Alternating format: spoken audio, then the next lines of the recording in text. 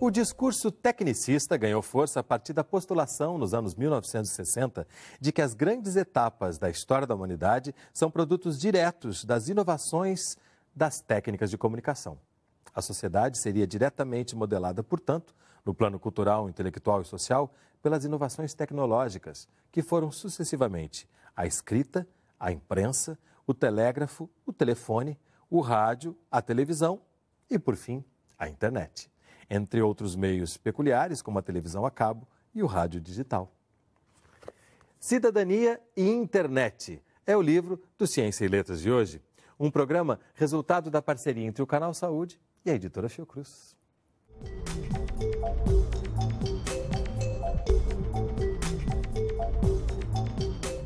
Conversam comigo no estúdio do Canal Saúde o autor do livro, Gustavo Barreto, jornalista com doutorado em Mídia, Cidadania e Migrações, e Renato Cres, antropólogo e cientista político. Sejam bem-vindos. Obrigado. Obrigado. Tem uma questão no início do livro, com o título Questões em Aberto, que diz o seguinte: existe um real benefício ou as novas tecnologias estão servindo apenas a propósitos do lucro e do jogo político dos mesmos agentes sociais do século XX? Não vou fazer essa pergunta agora, vou deixar ela aqui para ver se o programa nos ajuda a encontrar respostas para isso. Antes, queria falar sobre cidadania, né? Você foi pesquisar a cidadania e a internet. Por quê? O que te deu essa vontade de descobrir se a internet é uma ferramenta que pode impulsionar a conquista da cidadania? Porque a internet era claramente se colocava como um novo caminho para a comunicação. Se falava muito em revolução, em era da internet, em revolução na internet. E eu queria testar, porque eu acho que a pesquisa, quando é feita com seriedade, ela não parte de uma certeza. Essa, para mim, é a diferença de uma crença, entre uma crença e uma pesquisa. E eu queria testar para saber se era realmente um novo ambiente. Tá claro que tem muita coisa diferente, mas eu queria saber se as dinâmicas do século XX, inclusive de outras áreas da psicologia,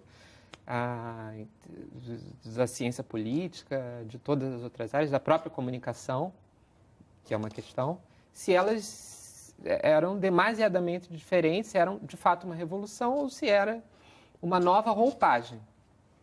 Essa para mim é a questão. Que permanecem abertas ou já chegamos a algumas conclusões? Chegamos, na minha opinião, depois de fazer a pesquisa, chegamos a menos conclusões do que eu gostaria.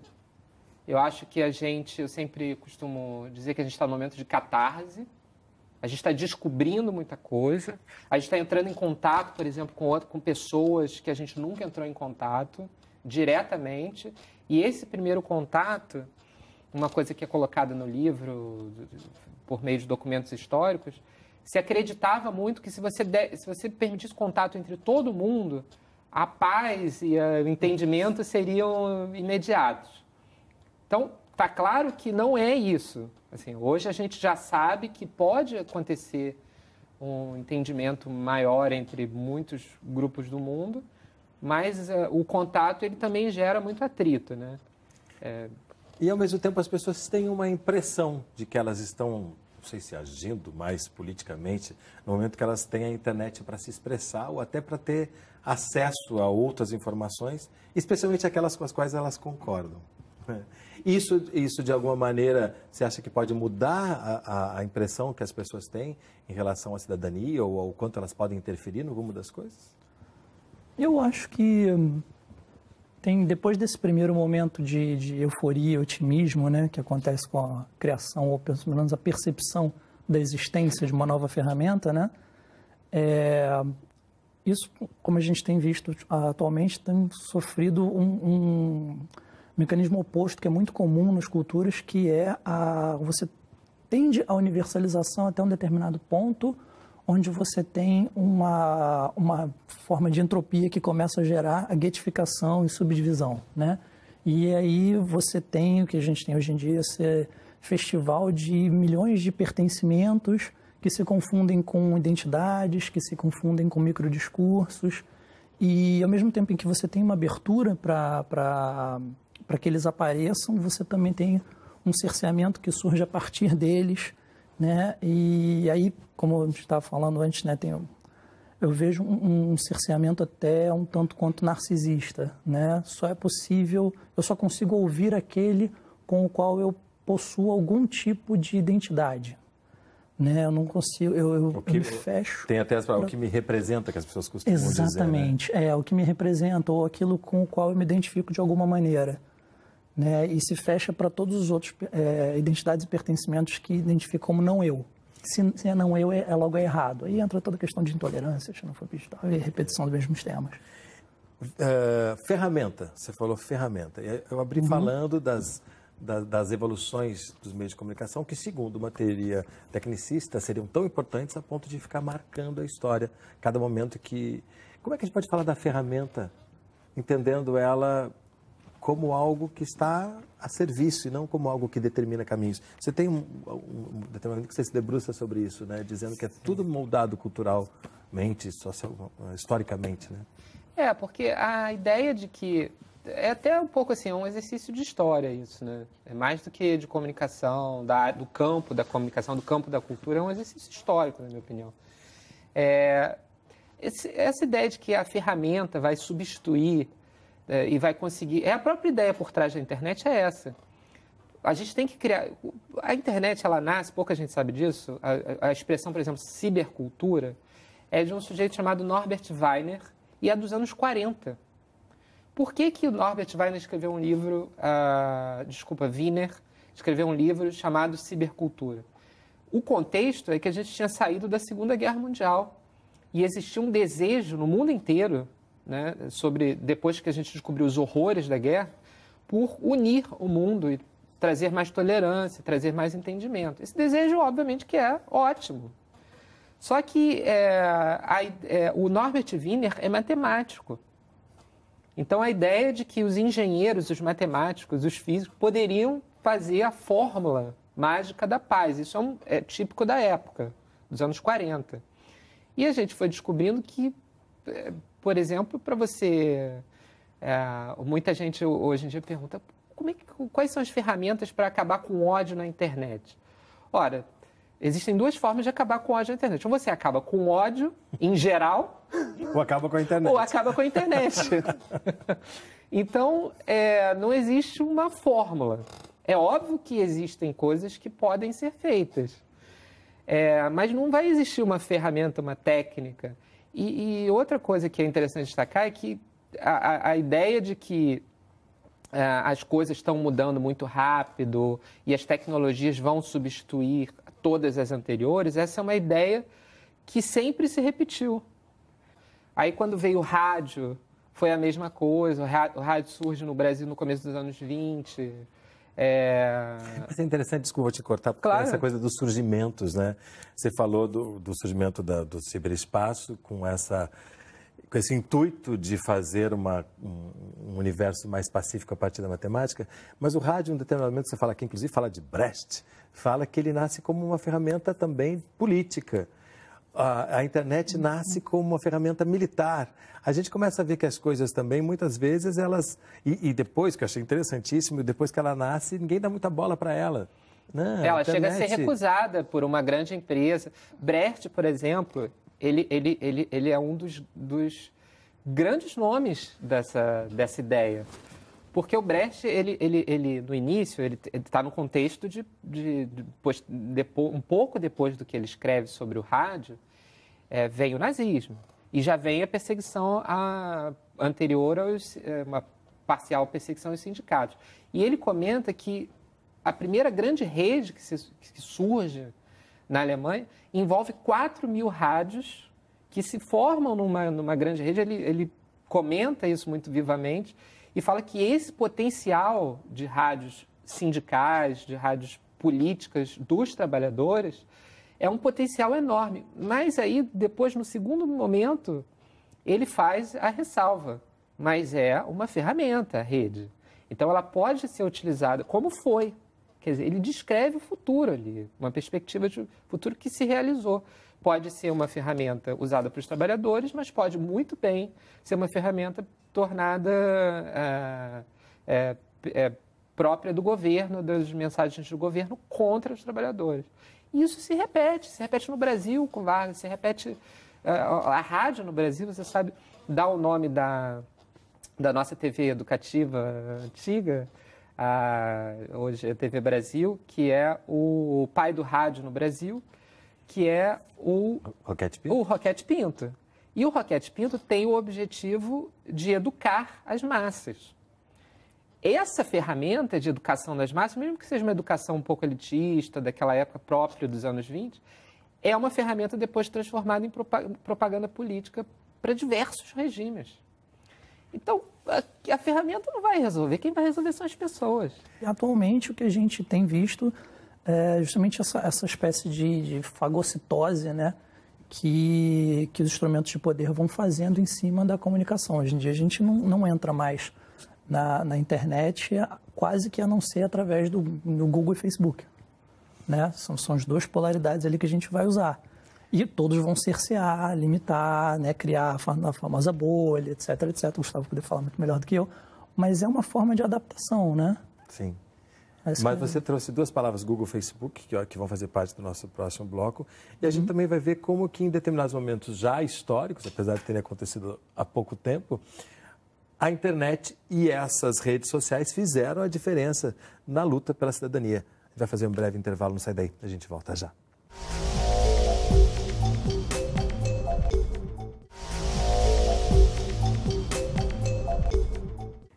Ciência está de volta conversando sobre o livro Cidadania e Internet. Comigo, no estúdio do Canal Saúde, o autor do livro, Gustavo Barreto, e Renato Cres. Em todo o mundo, muitas manifestações públicas contam atualmente com as ferramentas da internet como aliadas. Em um dos casos notáveis, após intensas manifestações nas ruas, no final de janeiro de 2010, o presidente do Egito, Hosni Mubarak, decidiu bloquear a internet em todo o país. Mas não só a internet, também os sinais de celular e de satélite. Depois você vai contando, né, de como que aquilo se alastrou também e que foi muito importante naquele momento essa ferramenta para que as pessoas se organizassem. Como é que a gente pode entender isso? À luz do que a gente já falou aqui, que essa ferramenta pode ser utilizada tanto para mobilização quanto para censura. Tanto para que você tenha informações que você nunca teve, quanto para direcionar as informações a que você vai ter acesso. Como é que a gente pode entender cidadania e internet a partir disso? Bom, o Renato tem também muitas reflexões recentes, eu tenho lido do Renato. O que eu posso dizer em relação à parte da internet é que, de fato, esse mecanismo que ele descreveu de moldar, do poder moldando as comunicações, na internet aconteceu da seguinte forma. Primeiro, a internet surge como totalmente livre, como um conjunto de links que vão se aglomerando e você pode lançar a sua página, lançar qualquer tipo de linkania, qualquer tipo de página e se a página tem uma certa qualidade, ela vai sendo localizada naturalmente pelo boca a boca. Digamos, isso era no início. Percebendo isso, as principais empresas hoje do ramo, o Google, o Facebook e a gente pode dizer também o Twitter, decidiram fazer um cercadinho. É como se você oferecesse um casamento e desse a comida toda de graça, e as pessoas podiam entrar e comer livremente, mas em algum momento da festa passa-se, então, a sofrer limitações de que tipo de comida você vai ter, de que tipo de bebida você vai ter, e isso aconteceu com as redes sociais. Rede social não é internet, a internet é muito maior do que a rede social, e a rede social é como se fosse esse cercadinho, é uma forma de controlar, de fechar a livre circulação, apesar de não parecer. Né? Não parece. É isso que é muito perigoso, né? Você tem uma impressão de que você está tendo acesso às coisas mais importantes, já que aquilo apareceu ali para você, né? A camuflagem é que faz a magia, né, da brincadeira. A ideia, por exemplo, a gente pensa nos sites de compra, por exemplo, não são redes sociais, são redes simplesmente de compra. Você vai entrar, ver o que você quer, consumir, etc. e tal. Mas alguns estão nas redes sociais, outros não estão. Uns você tem que procurar, outros você não tem que procurar. Uns, assim que você acessa uma vez, aparecem 200 vezes dentro da sua rede social, querendo você ou não. Né? E E aparece objetivamente em relação àquilo que você pesquisou, exatamente, né? Aquilo que você pesquisou, né? Você clica 3 produtos, aqueles 3 produtos vão aparecer para você várias vezes. E o pior é que esse mecanismo, desculpa complementar, esse mecanismo ele é um mecanismo comercial que é altamente lucrativo hoje em dia e ele é muito bem direcionado. E o pior de tudo é que as próprias pessoas dão acesso às empresas. Porque, por exemplo, vou dar um exemplo muito objetivo. Existem hoje campanhas políticas, sobretudo já chegou com muito mais força nos países mais desenvolvidos, que são campanhas políticas direcionadas a um determinado perfil psicológico. Esse perfil psicológico bebe da psicologia. São psicólogos que têm ferramentas para segregar as pessoas em determinados nichos e aí elas formam grupos. Onde que entra a autorização? Muitas vezes as pessoas estão acostumadas a fazer aqueles testes de conhecimento ou aqueles testes de quem eu sou, uma coisa bem identitária, né?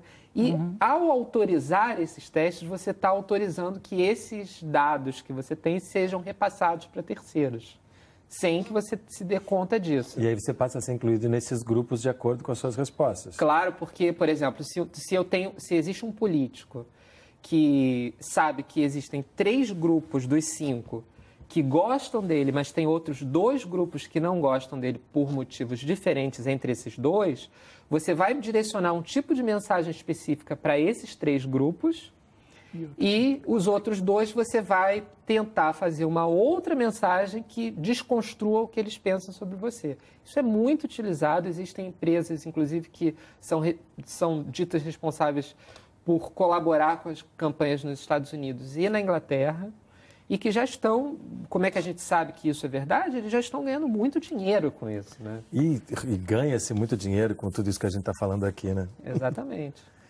Começamos a tentar responder se existe um real benefício ou as novas tecnologias estão servindo apenas a propósitos do lucro e do jogo político dos mesmos agentes sociais do século XX? Vamos lá. Eu acho assim, ferramenta é ferramenta em si, né? Não dá para a gente culpar o pincel por alguém furar um olho com ele, né? Nem honrar o pincel porque foi feito, sei lá... Van Gogh. Van Gogh, exatamente. Né? Nada está no pincel, né?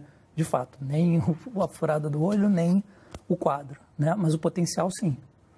O potencial está ali.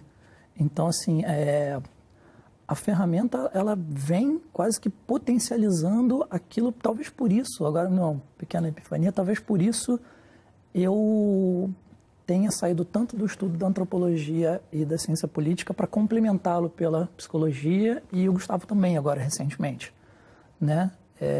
Eu fiz 2 especializações em Jung e agora fui conversar com o Gustavo recentemente e descobri que ele está lendo um monte de livro do Jung também. Isso assim, tipo, a gente não se influenciou nisso, né? Mas porque vocês perceberam que para você dar conta desse universo... Porque tem um fundamento aí que não é um fundamento, pelo menos na minha aposta, eu não sei como é que estão os leitores do Gustavo, mas não é um fundamento intelectual, não é um fundamento cognitivo. Eu não vejo, por exemplo, deficiência cognitiva em pessoas que defendem candidatos dos quais eu discordo. Eu vejo uma descompensação afetiva, é um fundamento emocional. E o afeto, ele está anterior à cognição, né? É ele que é como se fosse uma cola, né? Em sociologia, o ethos, né? Que mantém unido um complexo, que é que vai gerar o filtro perceptivo nosso da realidade, né? E a minha aposta, a minha pesquisa atual, assim, é sobre o afeto do medo, né? Do quanto ele vem permeando tudo, como uma estratégia de venda, né? Assim, eu brinco muito de falar que o tênis que a gente gostou na loja, com certeza daquela cor, daquele tamanho, era o último. Eu não estou falando do tenha medo grande ainda, né? Mas é isso, são os pequenos medos cotidianos que te fazem consumir rápido e como isso vai gerar lá para frente o que o Jung chama de rebaixamento do nível mental, que faz com que a gente fique polarizado no nosso raciocínio, porque é muito rápido, tem que ser rápido. E aí entra a questão da internet na velocidade. E aí entra a questão de algumas redes sociais que se prestam muito bem a isso, a essa coisa rasa e polarizada. Você vê, essa bolha, por exemplo, o que a gente estava comentando sobre uma certa continuidade, Muitas pessoas ficaram famosas nesse ramo dos estudos de mídia por dizerem que o Facebook cria uma bolha, né? Ou o Google cria uma bolha e que as pessoas vivem naquela bolha. E aí, dentro dos estudos mais ampliados, como esse, que eu acho que eu também concordo que a gente tem que ir um pouquinho, pelo menos, para essa área, a gente se pergunta, será que aquela pessoa já não estava, de certa forma, numa bolha? E o Facebook só veio a confirmar essa bolha, ou pode até ter reforçado essa bolha, mas será que ela já não estava com essa tendência de se colocar dentro de uma bolha e se fechar para o mundo? Porque também colocar a culpa em um agente externo por tudo não é, acho, muito correto. Porque a gente já viu aqui que ele pode ser usado como foi usado para grandes mobilizações em luta de direitos e também pode ser usado para grandes mobilizações para que muita gente lucre com isso. A gente está numa perspectiva... Desculpa, pode... Não, é porque eu queria só... O que me chama muita atenção nessa pergunta é o jogo político dos mesmos agentes sociais do século XX. Porque eu acho que essa também é uma questão que pode falar também de uma imaturidade política aí, né? Quando a gente ainda não conseguiu reverter certos comandos, não sei qual seria a palavra, que a gente vem herdando do século passado. A gente tem uma estrutura política, você vê, muito parecida. E uma democracia que... A democracia, o conceito de democracia, o José Saramago já vinha falando há quanto tempo disso. A democracia precisa ser revista. A gente tem como grande modelo da cultura ocidental a democracia está em crise. E o que tem de novo? Quer dizer, a gente olha, a gente deveria, todos nós, eu não estou respondendo a pergunta, mas a gente olha para 20 anos, ou 20, poderíamos dizer mais ou menos 25 anos de internet. Quer dizer, o que a gente tem de novo com a internet, né? A gente continua tendo muita repressão no mundo, a gente tem uma quantidade de guerras, por exemplo, que gerou mais refugiados e deslocados do que a Segunda Guerra Mundial. São 65 milhões de pessoas deslocadas ou refugiadas, segundo a ONU. Então, dentro do nosso debate, a gente é obrigado a se perguntar por que a grande revolução da internet, que mudaria o mundo na ponta dos dedos, que faria que todos nós nos encontrássemos, por que ainda não rolou, né? Isso é uma pergunta grave. Se é que vai rolar? Mas temos aqui Manuel de Barros, poesia completa que você trouxe para a gente. E antes de começar o programa, você citou uma poesia dele específica que é? É uma definição de poesia que, quando eu li, eu fiquei um mês paralisado e comecei a ler muito, que muito mais Manuel de Barros, que é a definição de poesia, que é: a poesia é voar fora da asa. E eu acho que o programa mostrou isso, né? Você trouxe também um Campbell, que é um dos papas da mitologia. Sim, aí para mim é sensacional. O Heróis de Mil Faces sei lá, foi um livro que me partiu para entrar, por incrível que pareça, por um pouco de um humanismo possível através dessa confluência de aspirações de diferentes culturas que têm estruturas semelhantes para a formação dos seus tipos ideais, né? Porque o herói não deixa de ser um tipo ideal daquela sociedade, né? Um herói, digamos, sociedade liberal seria o Benjamin Franklin, por exemplo, né? E um herói contemporâneo vai ser mais complicado. mas é isso, essa possível confluência de aspirações, né? Essa possível convergência, né? Esse possível contato de narrativas que se trocam, né? Me inspirou muito. Eu acho que, à medida que a gente conversou aqui, ficou claro também que tanto a poesia, quanto a mitologia, quanto a antropologia, precisam estar juntos com a ciência política para que a gente possa dar conta do que está acontecendo e não se agarrar em definições simplistas, que muitas vezes, né, trazem respostas que podem nos acalentar e a gente agarra. Tem muita coisa ainda para a gente saber. Eu gostei muito quando você disse, não estou respondendo a sua pergunta, né? que é por aí, a gente também não tem todas as respostas, né? Não, vamos construir, né? Vamos manter o diálogo e tal. E trazendo esses outros saberes para ajudar nessa construção, que é o que vocês nos ensinam aqui. como cientistas políticos e outras coisas mais. Obrigadíssimo pela presença de vocês aqui e longa vida à cidadania e à internet. O programa Ciência e Letras é resultado de uma parceria entre o Canal Saúde e a Editora Fiocruz. Se você quiser entrar em contato conosco, mandar sua crítica ou sugestão de leitura, nosso endereço eletrônico é canalsaude.fiocruz.br ou então acesse a nossa página no Facebook. A gente se vê no próximo programa. Até lá! Para entrar em contato com a Editora Fiocruz, acesse www.fiocruz.br/editora ou ligue para 21 3882 9007.